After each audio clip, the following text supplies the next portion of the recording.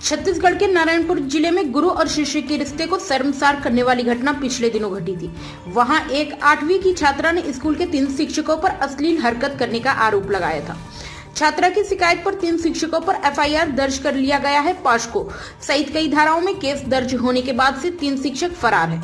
Police शिक्षकों की तलाश में जुटी हुई है। इस घटना की जांच हेतु कांग्रेस ने विधायक संगीता सिन्हा की अध्यक्षता में एक जांच कमेटी गठित की थी।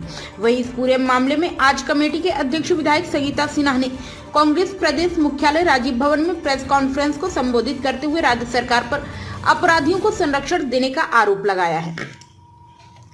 संगीता सिन्हा ने कहा कि इस मामले को 10 दिन तक दबा के रखा गया।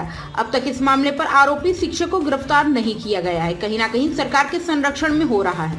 अगर सरकार इस मामले पर जल्द कार्रवाई नहीं करती है तो इस मामले को लेकर राज्यपाल के पास जाएंगे। और हमने वो देखा, उनसे पूछा, उनसे जाना, उनसे चर्चा की। बहुत ही दुखदायी घटना थी और उस बच्ची ने एक बात बताया हमको, जिसमें छेड़खानी की बात थी, शारीरिक रूप से और मानसिक रूप से। इसमें शारीरिक रूप से ये कहना चाहूंगी, उनको बैड तरीके से, गंदे तरीके से छुआ जाता था टीचरों के द्वारा, सर के द्वारा। उसमें एक हेडमास्टर थे और 2 सर थे, एक हेडमास्टर और 2 टीचर्स।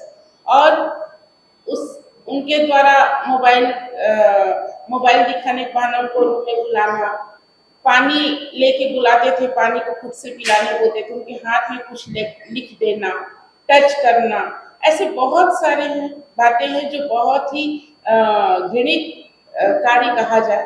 और अगर पॉक्सो अधिनियम में देखा जाए तो वो तुरंत अरेस्ट हो सकते थे, लेकिन मामला 10 दिन से दबा हुआ था। 10 दिन से पीड़ित छात्रों ने गुहार लगाई थी। उनके महिला बाल विकास की टीम ने उनसे जाके पूछा था, उनके पास बताए थे अपना दर्द, और 10 दिन से वो मामला पेंडिंग रहा। तो हमारे प्रदेश कांग्रेस कमेटी के संज्ञान में आया और उन्होंने हमारी जांच टीम भेजी और हमने उसमें कार्रवाई किया। और उसके बाद हम पूरी जानकारी लेने के बाद हम एसपी साहब के पास गए।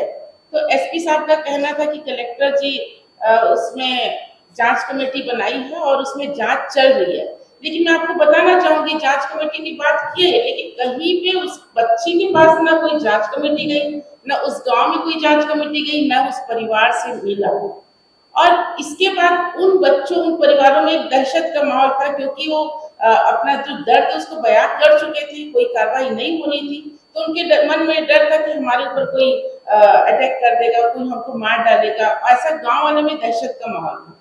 तो एसपी साहब से हमने बोला कि इसमें एफआईआर दर्ज करें, और इतनी बड़ी घटना है ये, अगर पॉक्सो नियम हमारे यहाँ चलता है तो वो तुरंत कोई भी व्यक्ति उसको गिरफ्तार कर दिया जाता है, कड़ी से कड़ी कार्रवाई किया जाता है। लेकिन वहाँ 8 बच्चों के साथ ये मामला हुआ है, बहुत ही घृणित मामला है, और इसमें सरकार चुप्पी साधी है।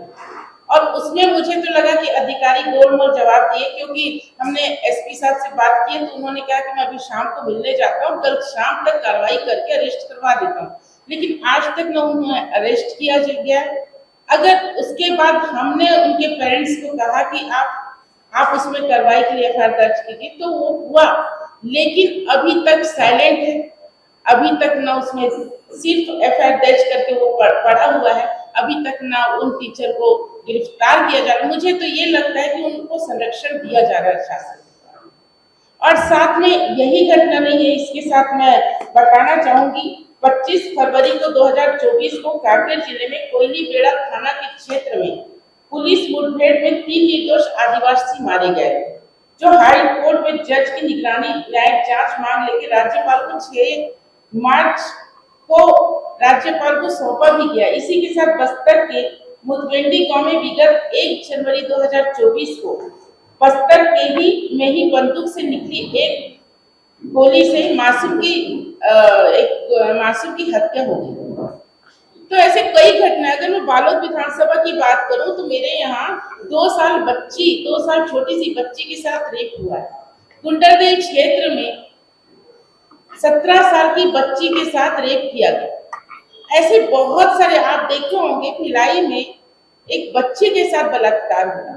तो ये मोदी सरकार कहते हैं, मोदी की गारंटी की बात करते हैं। मैं तो बोलती हूँ कि विष्णुदेव साय के सरकार अभी लगभग 3 महीने हुए हैं, ठीक से हुए भी नहीं है, उसमें इतने बच्चियों का रेप, बलात्कार, हत्या, चोरी, ये सब मामला बहुत ज्यादा बढ़ गया है। कोई भी कानून पे कोई भी तरह से लगाम नहीं है। बेटी बचाओ बेटी पढ़ाओ की नारा लगाने वाली ये सरकार आज तक हमें सुरक्षित नहीं कर पाई। हम महिलाएं सुरक्षित नहीं हैं। और मैं तो इतना भी कहना चाहूंगी कि इस